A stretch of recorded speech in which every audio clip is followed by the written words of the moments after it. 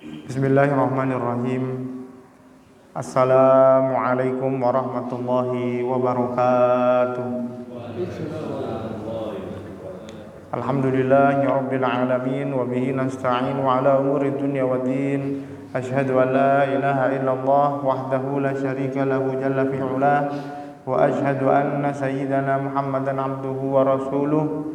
Ballagha ar-risalah wa addal amanah wa nasaha lil ummah wa kashafallahu ta'ala bihil ghummah wa jahada fi sabili rabbih haqqal jihad hatta atahum min rabbihil yaqin wa taraka ummatahu 'ala al-mahajjatil bayda lailuha kanahariha la yazighu anha illa halik fajazahullahu khaira ma jaza nabiyan an qaumihi wa rasulan an ummatihi wa sallama tasliman katsira.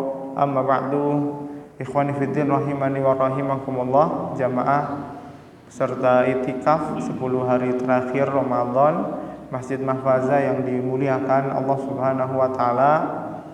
Hari ini kita kembali melanjutkan tentang adab seorang mufti yang memberikan fatwa dari kitab Adab Fatwa wal Mufti wal Mustafti karya Imam An-Nawawi rahimahullahu ta'ala yang wafat tahun 676 Al-Hijriyah rahimahullahu ta'ala rahmatan wasi'ah wa nafa'anallahu bi'ulumihi wa ulumi masyayikhina fid dunya wal akhirah wa ghafarallahu lana wa lahu wa lisairil muslimin. Semoga ilmu yang beliau tulis manfaat untuk kita dan beliau. Allah ampuni dosa kita dan seluruh kaum muslimin, amin ya rabbal alamin. Buku ini sebenarnya adalah bagian dari Muqaddimah Al-Majmu'. Kitab Al-Majmu' merupakan syarah atau komentar dari sebuah matan kitab fikih yang populer di zaman Imam An-Nawawi rahimahullahu taala karya Syekh Abu Ishaq Asy-Syirazi yang berjudul Al-Muhadzab. Al-Majmu' ini kemudian ditulis untuk mengomentari kitab tersebut. Karena bagian muqaddimahnya yang isinya begitu padat dengan manfaat, akhirnya seringkali muqaddimah ini dicetak tersendiri.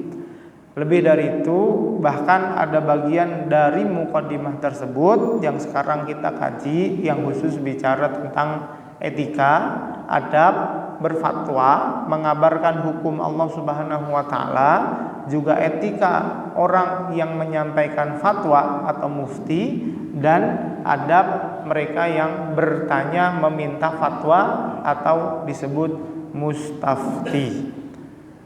Potongan tulisan beliau ini dari muqaddimah syarah Majmu' ya, Majmu' syarah Muhadzab.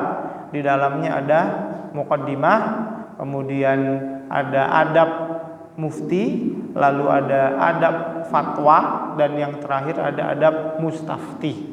Ini sebagaimana di pertemuan sebelumnya sudah kita sampaikan, ada 4 bab besar. Muqaddimah sudah kita rampungkan di pertemuan sebelumnya. Berikutnya ini kita masuk separuh dari bab kedua, yaitu adab mufti. Kemarin kita sudah baca sampai ke nomor 6, karena totalnya ada 9. Sudah saya terjemahkan secara kontekstual, saya kirim ke panitia, sudah di-share di grup. Monggo sambil disimak. Nanti kalau ada hal yang perlu kita rujuk kepada teks Arabnya secara langsung, panjenengan bisa buka PDF yang sudah saya kirim ke panitia halaman 41. Qala rahimahullahu ta'ala, as-sabi'atu la yajuzu liman kanat fatwahu naqlan li madhhabi imamin idza atamada al-kutuba an ya'tamida illa ala kitabin mawthuqin bi sihhatihi wa bi annahu madhhabu dzalikal imam. Adab atau etika yang ketujuh bagi seorang mufti adalah tidak boleh berfatwa dengan mengutip pendapat dari kitab-kitab yang tidak kredibel dan tidak terpercaya.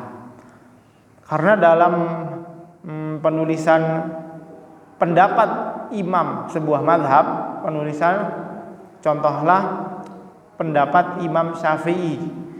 Tidak cukup kita kemudian melihat satu bukunya saja Imam Syafi'i, tapi butuh meriset semua karya tulis beliau, berikut mengkonfirmasikannya kepada semua murid-murid beliau agar benar bisa dipastikan bahwa pendapat ini adalah pendapat resmi sesuai dengan yang beliau inginkan.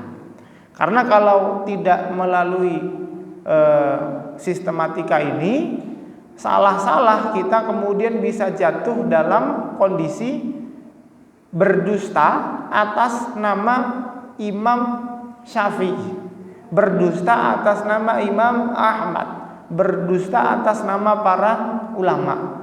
Kita bilang mereka berpendapat demikian, padahal kalau mereka hidup bisa jadi mereka akan bantah dan mengatakan bukan itu yang saya maksud.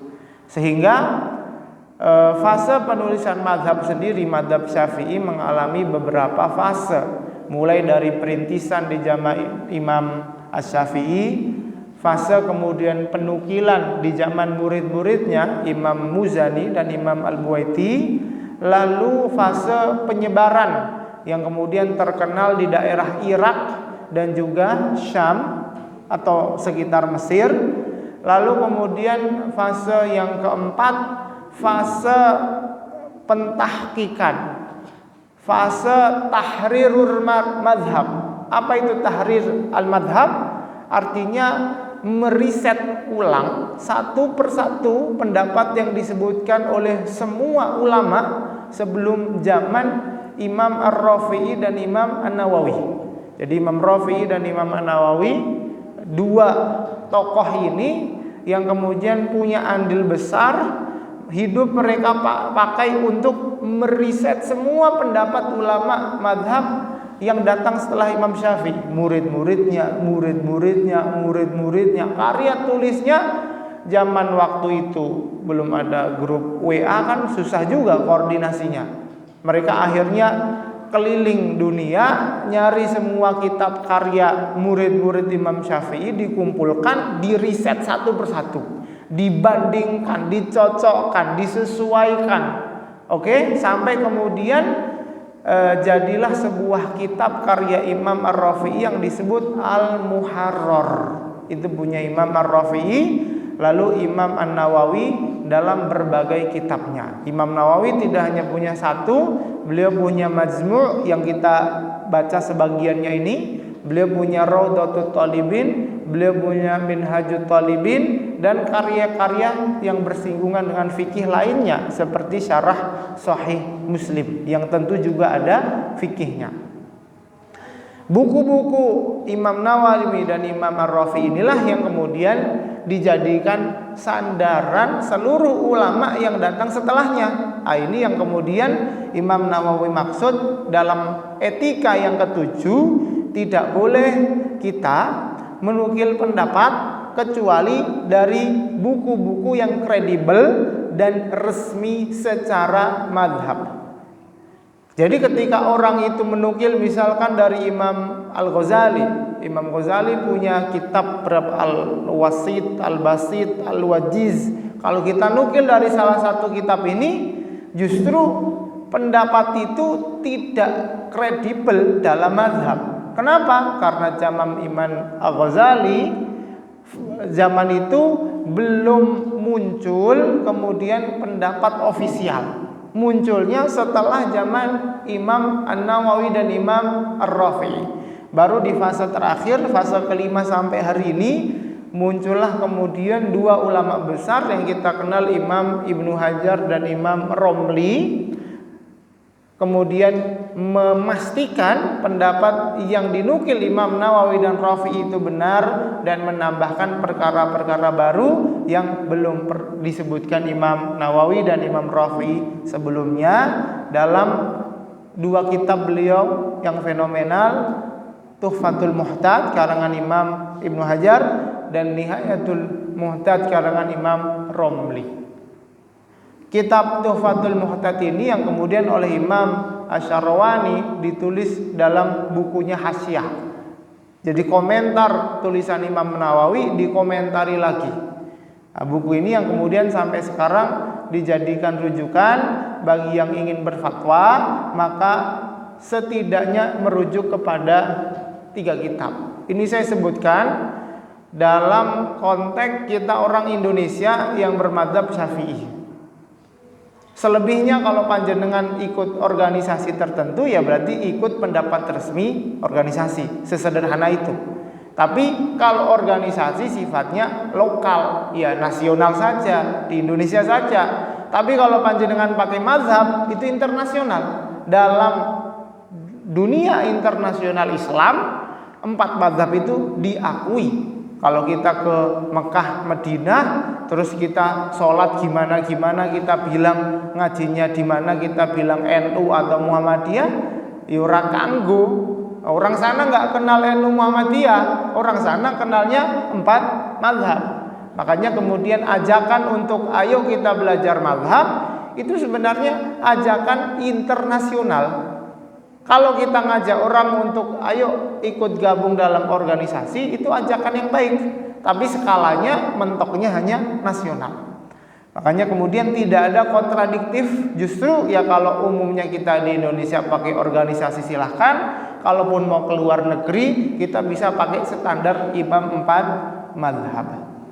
Yang perlu saya sebutkan tadi 3 buku. Pertama, Hasyiah Imam Al-Baijuri terhadap Fathul Qorib, syarah dari matan Abi Suja. Yang kedua, Hasyiah I'anatul Talibin punya Syekh Dimyati, hasyiah terhadap Fathul Mu'in. Yang ketiga, Hasyiah Asy-Syarawani, karya Imam Asy-Syarawani, hasyiah terhadap Tuhfatul Muhtaj, ya kalau tidak salah. Lalu kemudian 3 kitab inilah yang dijadikan rujukan mufti dengan level terendah. Mufti yang tidak terlalu tahu dalil, tapi hanya tahu mazhab secara utuh. Dan 3 buku ini bisa dijadikan rujukan. Kalau ada masalah bisa merujuk ke situ, sehingga layak masuk memenuhi kriteria ke-7, yaitu menukil mazhab dari sumber yang kredibel. Di sini ada masalah yang perlu saya sampaikan.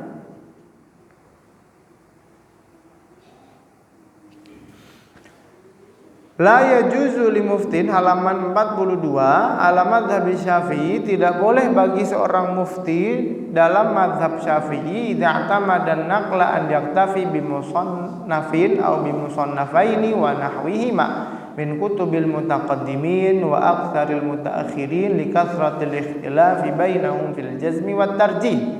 Tidak boleh menukil dari buku ulama terdahulu yang belum diriset, yang belum diambil sebagai pendapat resmi. Termasuk ketika kita menukil dari bukunya Imam Syafi'i secara langsung, apakah itu bagian dari kredibilitas? Sebaliknya, justru itu mengurangi kualitas fatwa. Karena apa? Karena fatwa Imam Syafi'i terkadang terikat oleh variabel tertentu yang jika belum diteliti oleh ulama setelahnya, alih-alih kita anggap itu serupa, ternyata berbeda. Karena kan mungkin pertimbangannya banyak. Makanya kita butuh belajar secara runut. Lanjut, etika yang nomor 8. Silakan baca terjemahannya. Jika berfatwa perihal suatu kejadian yang baru, kemudian datang lagi kejadian baru yang sama, maka boleh baginya untuk langsung menjawab dengan fatwa yang pernah ia keluarkan sebelumnya. Benar? Hanya saja menurut pendapat yang lebih sahih, sebaiknya ia memikirkan kembali fatwanya. Contoh kemarin ada jamaah yang mertuanya meninggal dunia, innalillahi wa inna ilaihi rajiun, daerah Banyumas. Terus tanya, Ustadz, kalau orang tua saya sebelum meninggal punya hutang sholat, hutang puasa, karena gerah tidak sempat mengqadha lalu meninggal dunia, apakah kami keluarga wajib mempuasakan, mensolatkan, atau membayar fidyah? Nah, kayak gitu.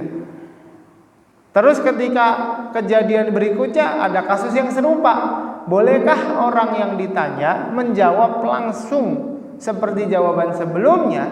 Kata Imam Nawawi, sebaiknya dicek kembali.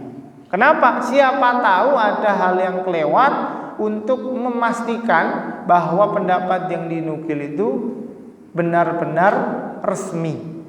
Kalau kemarin karena kasusnya bapak itu meninggal kondisi tidak sempat diberikan sehat, artinya kan tidak punya waktu untuk mengqadha, maka pendapat resmi mazhab Syafi'i tidak perlu disolati.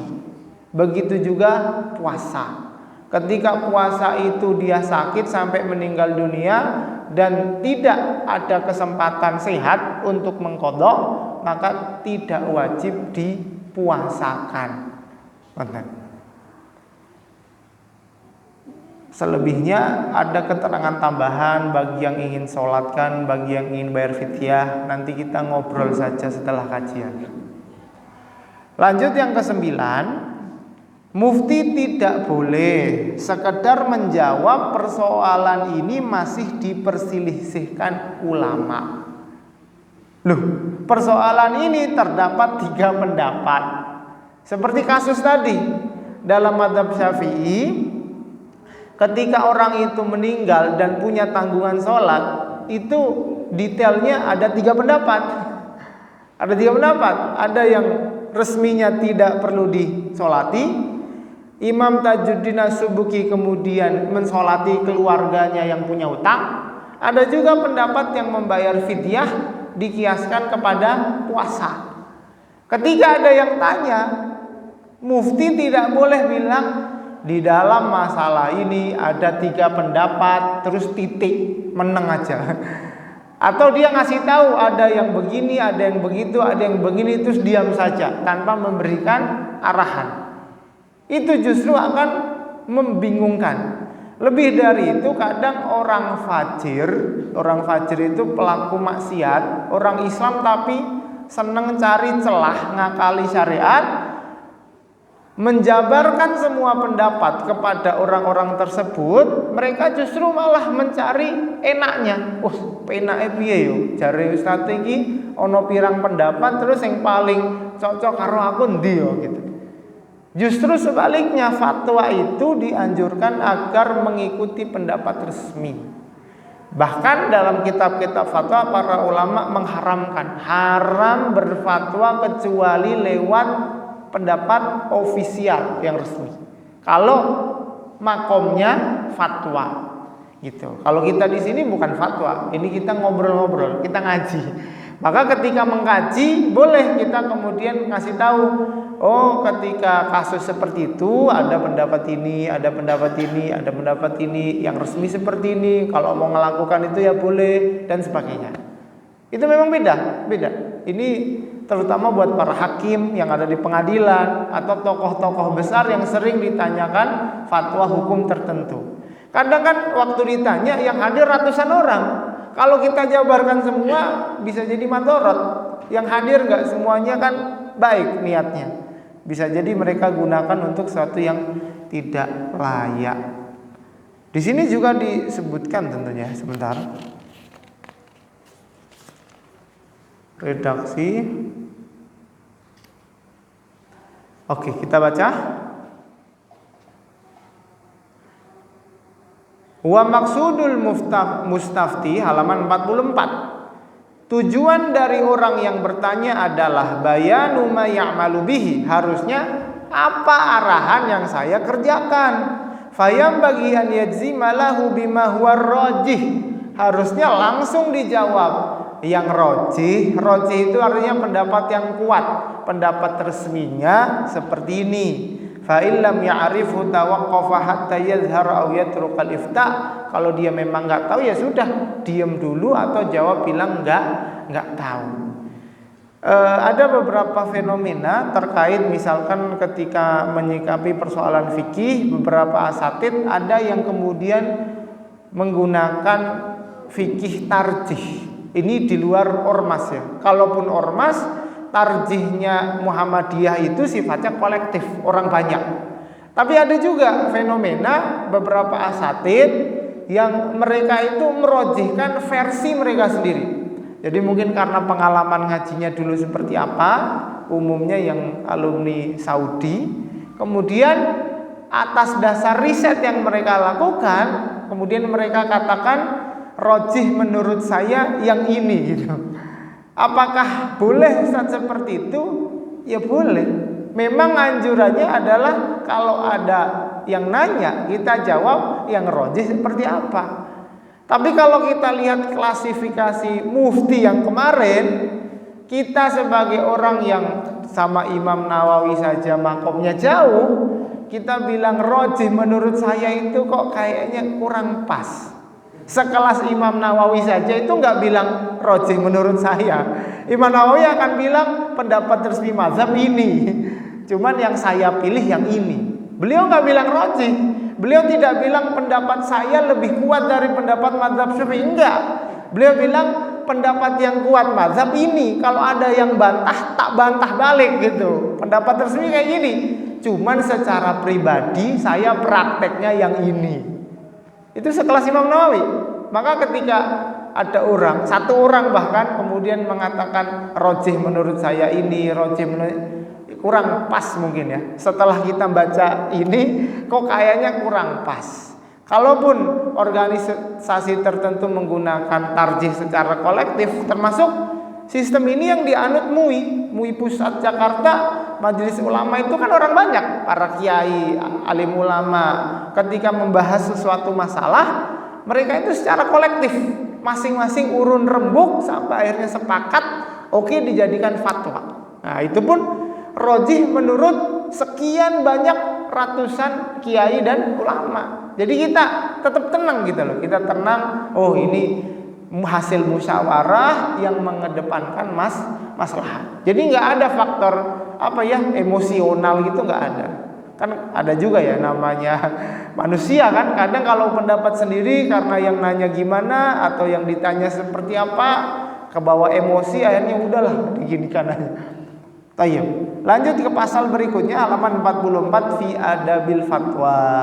Adab fatwa. Fatwanya itu adabnya seperti apa? Kalau sebelumnya 9 adab itu tentang yang memberikan fatwa. Ini kan berarti kita masuk bab ketiga ya, tentang etika fatwanya. Etika fatwa ini di dalamnya ada sekitar 19 poin. Terus saya tadi pagi sudah ngirim ke Mas Gio 10. Nah itu terjemahannya monggo nanti di-share ke teman-teman Mas, biar sambil kita baca. Terus kalau ada yang butuh kita rujuk ke teks Arabnya akan kita baca. Sengaja ini yang saya ambil biar tidak terlalu memakan waktu, lebih efektif. Fi adabil fatwa fihi masail ihdahuma. Harus yalzamul mufti an yubayyinal jawab bayanan yuzilul iskal.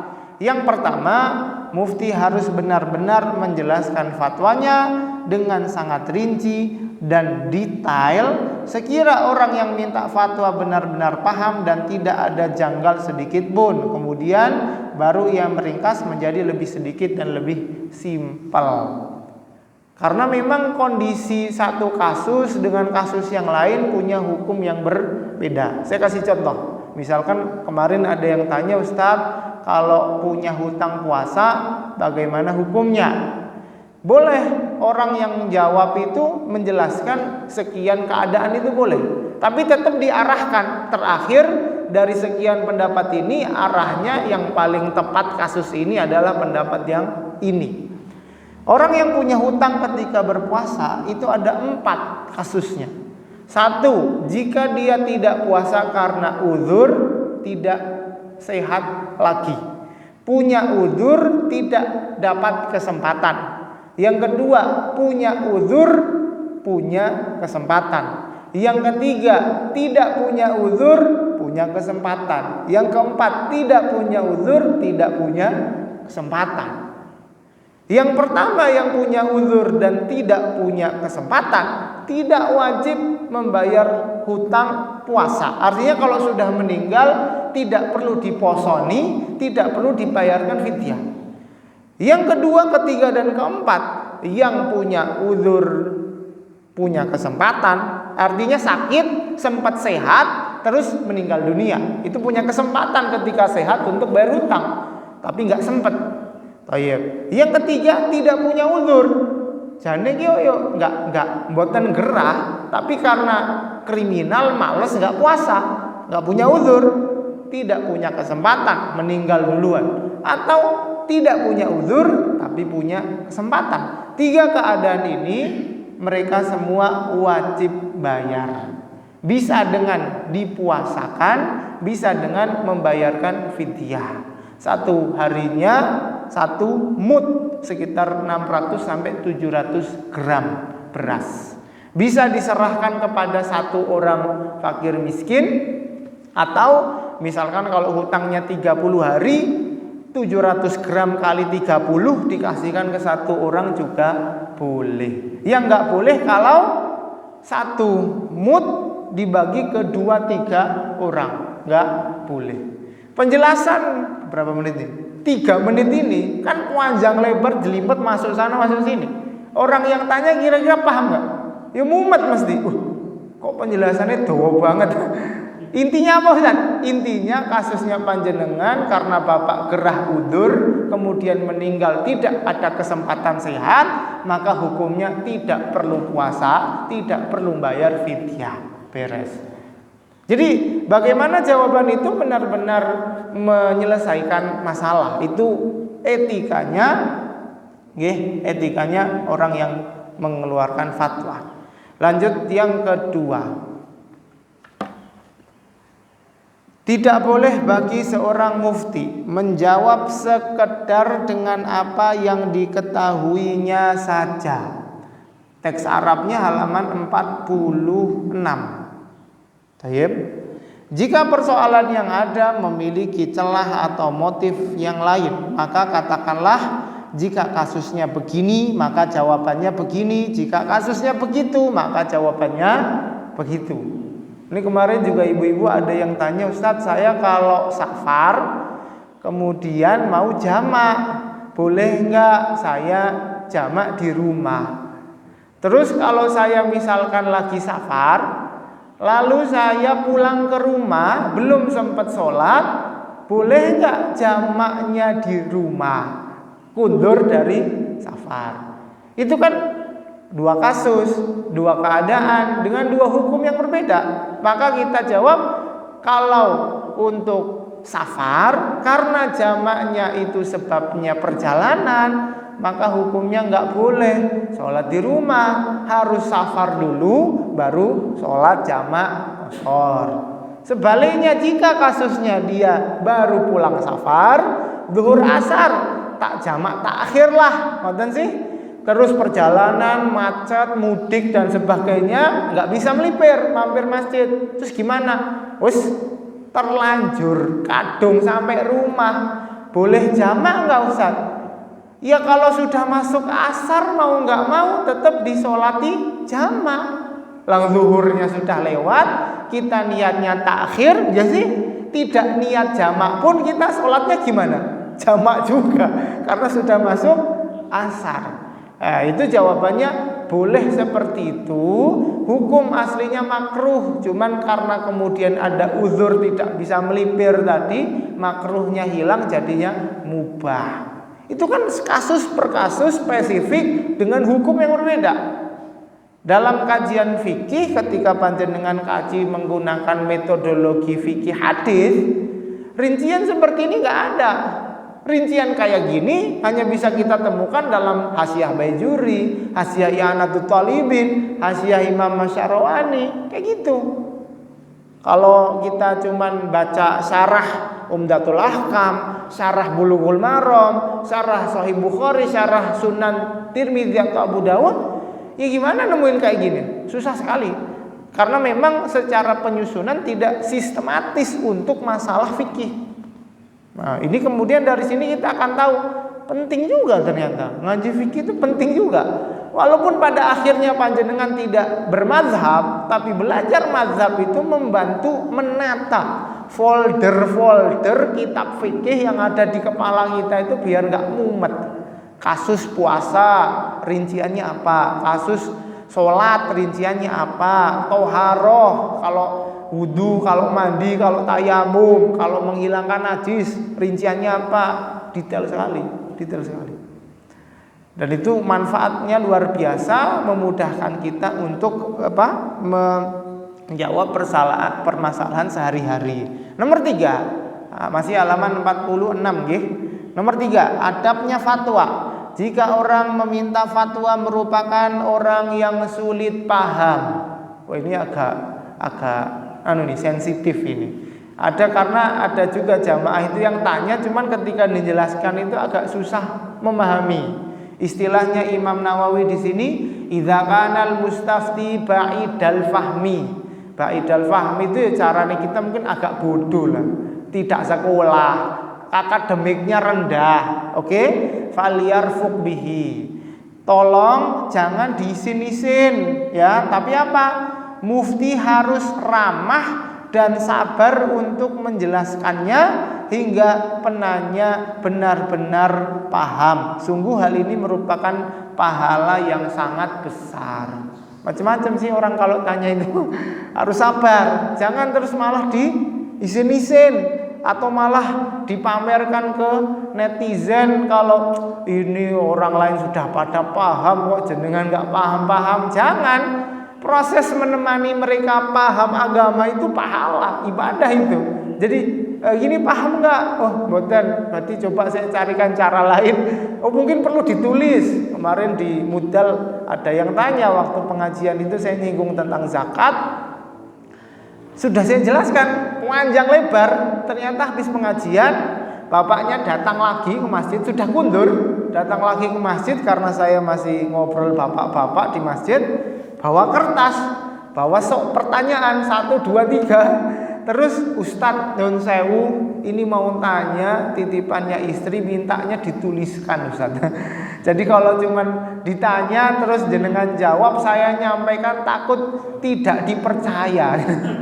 Saya nggak tahu apa itu masalah semua suami atau bukan. Kok ya bisa istri nggak percaya suami? Ya sudah, tak tuliskan satu persatu. Nomor 1 ini maksudnya gini. Sambil tak jelaskan, sambil tak tulisin lagi.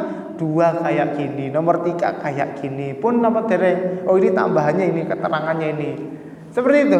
Makanya memang macam-macam orang itu. Dan ini tidak terjadi hanya pada para dai dan mubalik ya. Panjenengan misalkan sering rawuh pengajian, terus di kampung sama teman-teman tetangga mungkin ada yang tanya, so kadang agak ngeyelan, so agak ndablek gitu sih nggak apa-apa, diladeni aja, ditemani biar kemudian menemukan hidayah, kan namanya juga orang belajar. Lanjut yang nomor 4, hendaknya mufti benar-benar merenungkan pertanyaan dengan perenungan yang mendalam, khususnya pada akhir pertanyaan. Kenapa? Karena kalau di akhir pertanyaan itu ada kalimat yang kemudian mempengaruhi paragraf sebelumnya, itu hukum berubah itu. Misalkan Ustaz, saya puasa ini ceritanya saya begini, begitu, terus di akhir pertanyaan sang penanya bilang itu lupa Ustaz. Lupa. Kalimat lupa ini kan mempengaruhi hukum. Kalau sebelumnya dia sengaja, dia tahu hukumnya apa.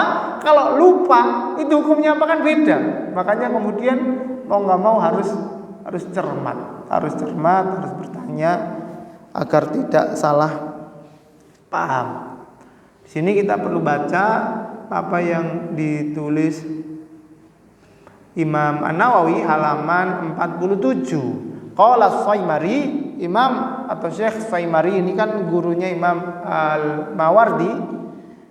Qala ba'dul ulama, beliau menukil sebagian ulama berkata, yan bagi an yakuna tawaqqu'uhu fil mas'alati sahlah. harus menyikapi persoalan yang mudah baginya, kasa'abati liya'tadahu, seperti menyikapi persoalan yang rumit agar terbiasa. Artinya tidak boleh ada yang dientengke, semuanya harus disikapi dengan cermat. Pertanyaannya gampang, pertanyaannya susah, harus seimbang menyikapinya. Lanjut yang kelima.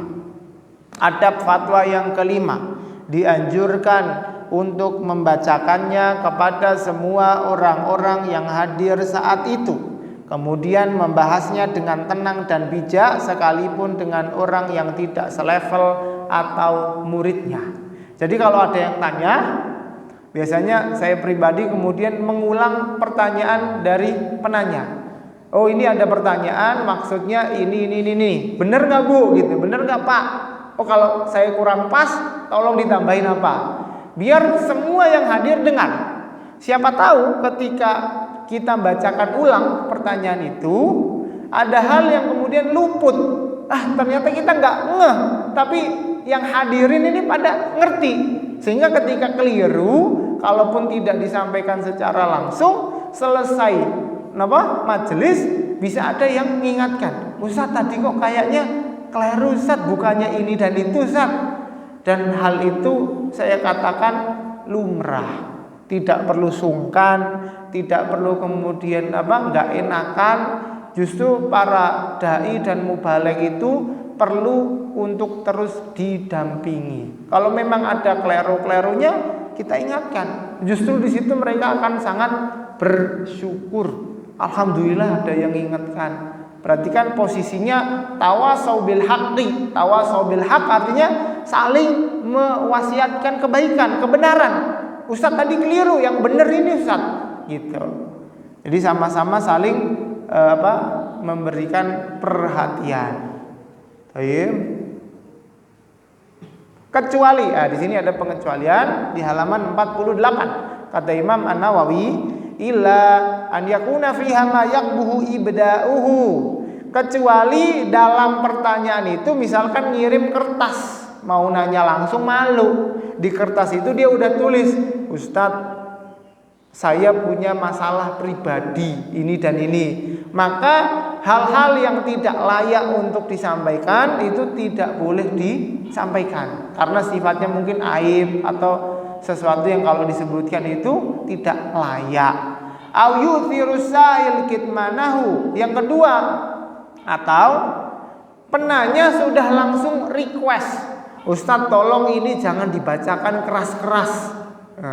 Ustadz itu malah jangan dibuat guyonan, jangan baca keras-keras diwaca sisan, jangan. Tapi kita menjaga, saling menjaga. Atau kemungkinan ketiga, au fi isya'atihi mafsadatun, atau kalau kita kasih tahu justru akan menimbulkan masalah gitu loh. Pernah saya ngaji itu kemudian ada ibu-ibu yang tanya tentang satu kasus, ibaratnya tentang kasus kriminal, pencurian gitu. Tapi kemudian di akhir pertanyaan itu ibu tersebut sharing kalau Ustadz, dugaan saya orang yang ngambil harta saya itu ada di pengajian Ustadz. Waduh, repot lagi. Kok bisa-bisanya jenengan tanya di depan umum dugaan pelakunya hadir di pengajian. Wah, itu kan bahaya kan? Bahaya. Makanya kadang itu juga para asatidz, para dai dan mubaligh itu rawan juga. Rawan untuk digiring opininya. Kadang jamaah itu tanya, masing-masing punya kepentingan kan, mencari pembenaran gitu. Ustadz kalau begini-begini gimana? Kan begini-begini Ustadz. Jadi pendapat Ustadznya itu digiring biar jadi pembenaran untuk mereka. Bahaya itu. Bahaya. Makanya kita perlu saling amar ma'ruf nahi mungkar. Yang keenam. Mufti harus menulis fatwanya dengan tulisan yang jelas dan normal. Ini ada fatwa, ini ada beberapa yang memang langsung spesifik sifatnya teknis ya. Kalau sifatnya teknis, maka bisa kita sesuaikan dengan zaman hari ini. Bahkan bisa kita kembangkan, bisa kita tulis dalam karya ilmiah, ya, skripsi, tesis, disertasi tentang adab fatwa di zaman modern misalkan, itu bisa dikembangkan. Sehingga ketika beliau nyampaikan tulisannya harus jelas dan normal. Kalau jawabnya pakai mic berarti pastikan speaker suaranya jelas. Kalau misalkan pakai tulisan WhatsApp di WA, di pesan, maka tulisannya jangan ada yang typo, kleru-kleru nulis. Itu apa ya masalahnya orang tua itu kan, nulis kleru, apalagi kalau fatwa kan bahaya. Terus serta tidak ada yang terlalu tipis, terlalu tebal. Ini teknis ya. Mufti juga harus menulisnya dengan renggang baris yang sama. Kalimat yang ditulis harus jelas, benar susunannya, bisa memahamkan. Sebagian ulama menganjurkan tidak mengganti pulpen dan model tulisan karena untuk menghindari pemalsuan. Zaman Imam Nawawi itu, zaman sekarang ada AI, ada edit video, ada edit suara. Berarti gimana? Bisa jadi kalau Imam Nawawi ketemu AI itu, beliau akan nyampaikan, harus dipastikan bahwa fatwa itu benar-benar asli, bukan editan. Kalau zaman dulu ngeditnya itu pakai tulisan. Jadi kan istilahnya ruk'ah. Ruk'ah itu kertas jawaban fatwa. Jadi biasanya kan namanya mufti zaman dulu kan terbatas, belum ada telepon dan lain sebagainya. Orang datang dari kampung, dari luar kota, datang ke tempatnya para mufti, bawa kertas, bisa jadi titipan tetangga, titipan mertua, wis kabeh digawa. Kadang nggak punya waktu, ditinggal dulu di tempat khusus, besoknya datang ngambil gitu. Jadi nggak selalu orang yang bertanya itu hadir. Kalau sekarang kan kayak kita ngirim pesan kan, kita kirim pesan, ustadznya di luar kota, nunggu jawaban dari ustadznya. Lah ketika kertas itu dikasih, ada upaya kemudian pemalsuan. Jadi sengaja kemudian saat bertanya mereka menyisakan space, ada space kosong gitu. Jadi kalau nanti muftinya tanya dengan space yang kosong itu, bagaimana hukumnya iktikaf gitu ya. Terus ada kosong tanda tanya. Kosongnya itu bisa masuk satu kata. Terus sama muftinya jawab, ya sunnah muakkadah, wabillahi taufik. Ketika kertasnya diambil, oke, terus sama si pemalsu ini bagian yang kosong itu ditambahin. Bagaimana hukumnya iktikaf?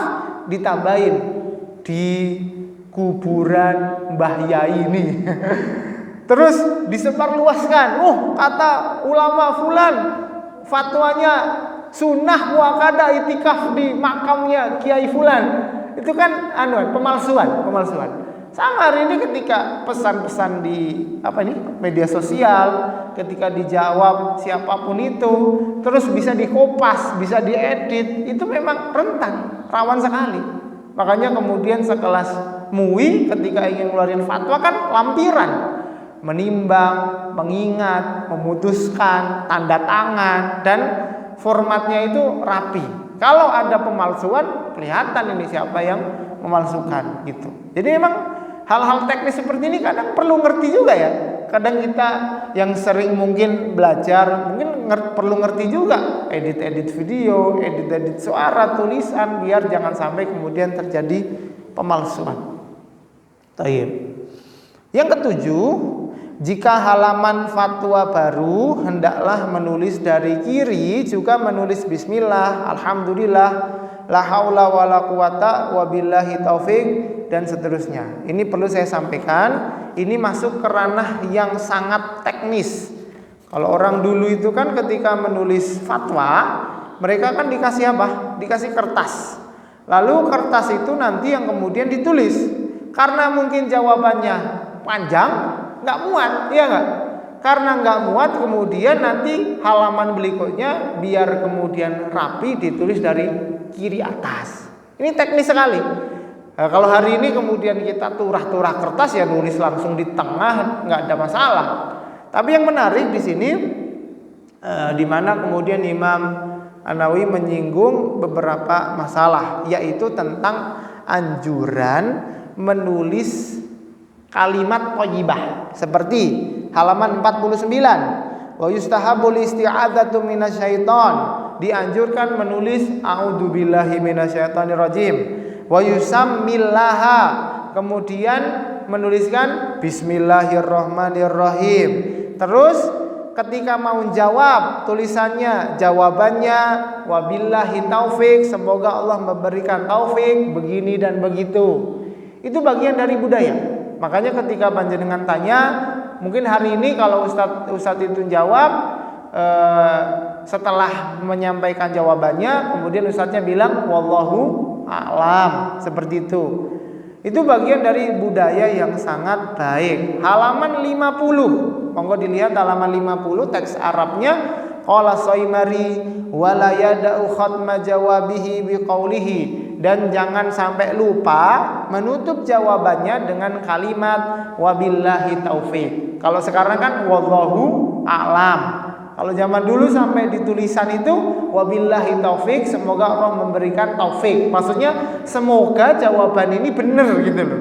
Terus apa? Wallahu a'lam. Terus wallahul muwafiq. Tapi ini enggak ada ila aqwamitoriknya ini. Beberapa syiar organisasi itu kan bagus ya. Wallahul muwafiq ila aqwamitorik. Apalagi nasrum minallah wa fathun qarib, apa fastabiqul khairat. Bagus. Dan seperti itu memang fatwa-fatwa para ulama memang seperti itu gitu. Jadi memang bagus. Tayyib. Qala wala yaqbuhu qawluhu al-jawabu indana ay alladhi indana aw alladhi naqulu bi nadzabillahi wa barakatuh li annahu min ahli dzalika. Terus paragraf setelahnya, wa idza aghfala sa'il ad-du'a lil mufti aw salat, jika yang al-mufti penanya ini lupa mendoakan yang ditanya. Jadi biasanya kan adabnya, misalkan kita nyantri nanya sama guru-guru kita, biasanya kita doakan Syekh, kita mau tanya semoga Allah memberkahi panjenengan, apakah hukumnya ini dan itu. Itu budaya yang digunakan orang-orang Arab. Kalau kita di Indonesia kan doanya setelahnya biasanya. Habis tanya gini-gini, oh matur suwun Ustaz, mugi-mugi sehat dan seterusnya. Sama, budayanya sama. Jadi budaya mendoakan itu budaya yang bagus. Halaman 51, nah ini ada yang kasus ini. Kasus di mana jika yang bertanya ini pejabat, pemimpin, presiden. Thayyib. Idza ta'allaqatil fatwa bis sultan ayyadhu lahu fayaqul, jika berkaitan dengan pemerintahan, pejabat, presiden, wa ala waliyil amri awi sultan aslahahullah. Jadi seorang mufti, para kiai, alim ulama punya kemudian kita sebut anjuran lah agar mendoakan semoga Allah memperbaiki kalian. Ya namanya pejabat kan, keliru-keliru kan pasti ada. Oke? Atau kalimat saddadahullah, semoga Allah membimbingnya. Qawwallahu azmahu aslahallahu bihi. Ada satu doa yang kemudian hukumnya makruh. Bahkan Imam Abu Ja'far menukilkan kesepakatan. Para ulama itu sepakat makruh kita mendoakan pejabat dengan kalimat semoga panjang umur jabatannya. Misalkan semoga 2 periode. Makruh itu. Makruh. Kenapa? Karena ketika kita mendoakan langgeng jabatannya seorang pejabat, itu bisa disinyalir ini orang penjilat ini. Karena apa? Dia mendapatkan keuntungan tertentu saat orang itu menjabat. Padahal dari dulu namanya jabatan itu adalah bainal jannati wan nar, antara surga dan neraka. Mana ada kita doain orang biar terus terombang-ambing antara surga dan neraka. Makanya kata Imam Abu Ja'far, dinukil Imam An-Nawawi di sini, para ulama sepakat doakan pejabat agar langgeng jabatannya itu makruh hukumnya. Keren ya? Jadi Imam Nawawi kalau sudah menukil pendapat kesepakatan, beliau ini bukan orang pengangguran yang ngurus sawah atau ke pasar. Beliau ini hari-harinya mentelaah kitab. Jadi kalau beliau menemukan kesepakatan, ini mahal ini harganya, mahal. Jadi beliau benar-benar meneliti dan menemukan kesepakatan para ulama mendoakan pejabat agar 2 periode itu makruh. Gitu. Jadi justru doanya gimana? Semoga dibimbing Gusti Allah. Semoga Allah perbaiki. Artinya kan kita sadar betul pejabat itu penuh dengan kekurangan agar mereka berbenah. Nomor 8, ada fatwa hendaklah meringkas jawabannya agar mudah dipahami orang awam. Baik. Ustadz, saya punya kasus begini. Ceritanya 10 tahun yang lalu, ketika saya main ke sini, punya keluarga panjang lebar. Terus pertanyaannya, Ustadz, boleh atau enggak? Jawabannya gimana? Boleh, rambung. Emang kayak gitu? Wah Ustadz, saya cerita 15 menit jawabannya cuma 1 detik. Lah ini mau tanya atau mau curhat gitu kan? Malah sekarang dibuatkan segmen curhatan lagi.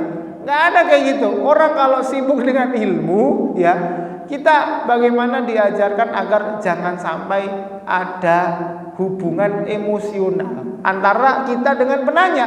Jangan-jangan gara-gara yang nanya punya kepentingan sama kita, akhirnya kita bolehin atau kita bilang nggak boleh untuk mendapatkan keuntungan. Bahaya, gitu kan? Makanya kemudian jawabannya para ulama ya, setelah panjang lebar kalau bicara boleh dan tidak boleh, boleh wabillahi taufik, nggak boleh wallahu alam. Emang seperti itu. Zaman saya nyantri dulu itu ada Pak Yai Allah yarham, Ustaz Iman Badrut Tamam, beliau lulusan Madinah, termasuk senior karena lulusan tahun lama. Beliau itu paling nggak suka kalau ditanya lewat SMS. Zaman dulu ya masih SMS, pesan singkat. Beliau itu bahkan kalau ditanya itu marah-marah kalau pakai SMS. Ini orang nanya masalah, kalau di kitab aja ini sekian halaman disuruh jawab pakai SMS. Kalau mau tanya tuh ya datang ketemu biar penjelasannya tuntas gitu loh.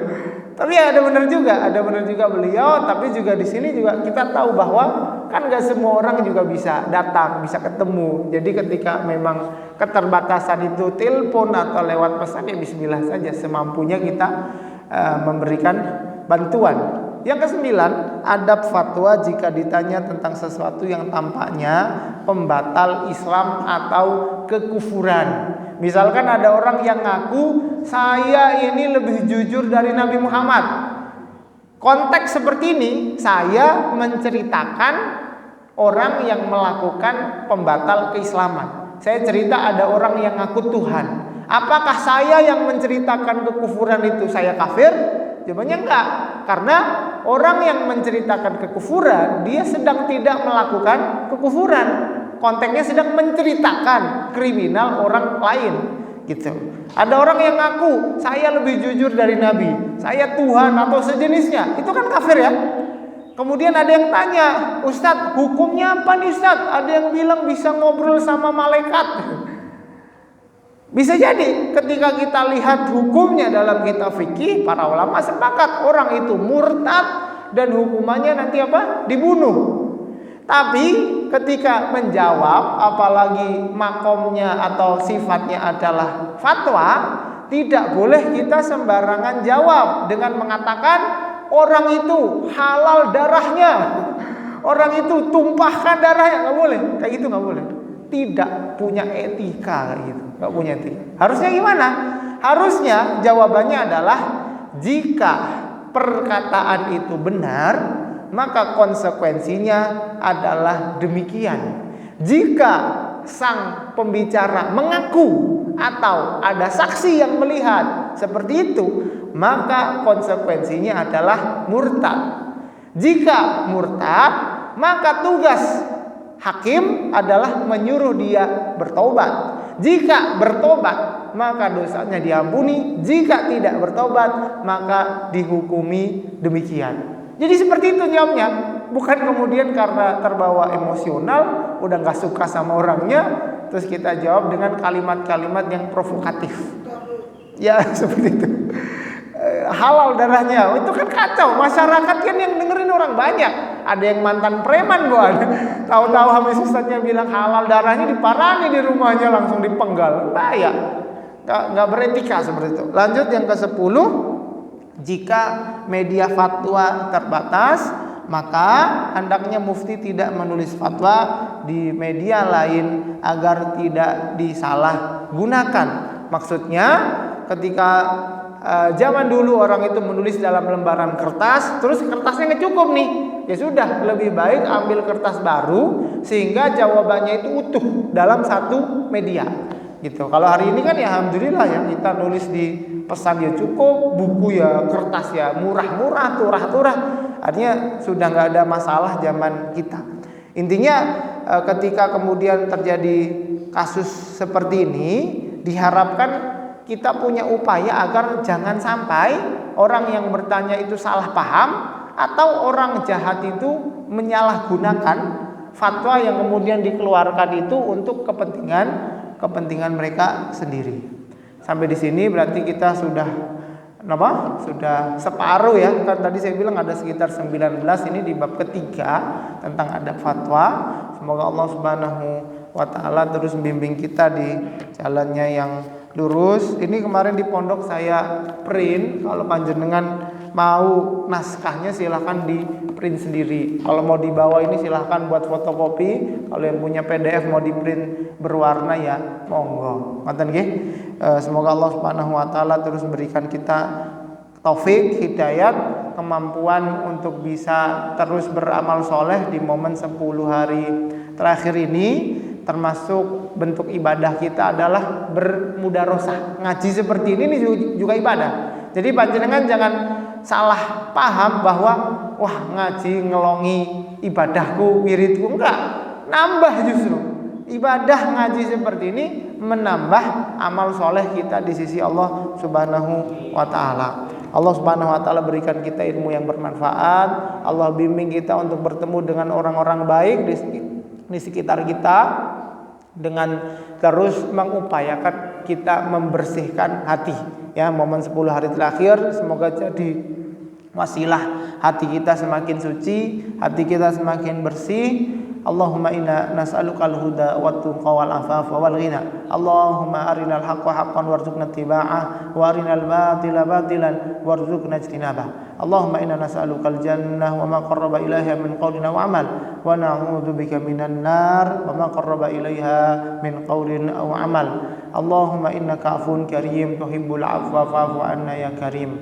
Allahumma taqabbal minna siyamana wa qiyamana wa tilawatana wa jami'a amalina bi rahmatika ya arhamar rahimin. Allahumma atik riqabana minan nar. Ya Allah, bebaskan kami dari siksa api neraka. Allahumma atik riqaba abaina wa ummahatina minan nar. Ya Allah, bebaskan kedua orang tua kami dari siksa api neraka. Wa atik riqaba jami'il muslimina wal muslimati minan nar. Ya Allah, bebaskan seluruh kaum muslimin dari siksa api neraka. Allahumma innaka afun karim tuhibbul afwa fa'fu anna ya karim. Rabbana zalamna anfusana wa illam taghfir lana wa tarhamna lanakunanna minal khasirin. Rabbana ighfir lana wa liwalidina warhamhum kama rabbawna shighara. Rabbana ighfir lana wa li ikhwanina alladhina sabaquna bil iman wa la taj'al fi qulubina ghillan lil ladzina amanu rabbana innaka ra'ufur rahim. Rabbana atina fid dunya hasanah wa fil akhirati hasanah wa qina adzaban nar. Wa sallallahu wa sallam ala nabiyyina Muhammad wa ala alihi wa sahbihi ajma'in walhamdulillahi rabbil alamin. Kalau ada yang kurang berkenan saya mohon maaf. Akhirul kalam, wassalamualaikum warahmatullahi wabarakatuh.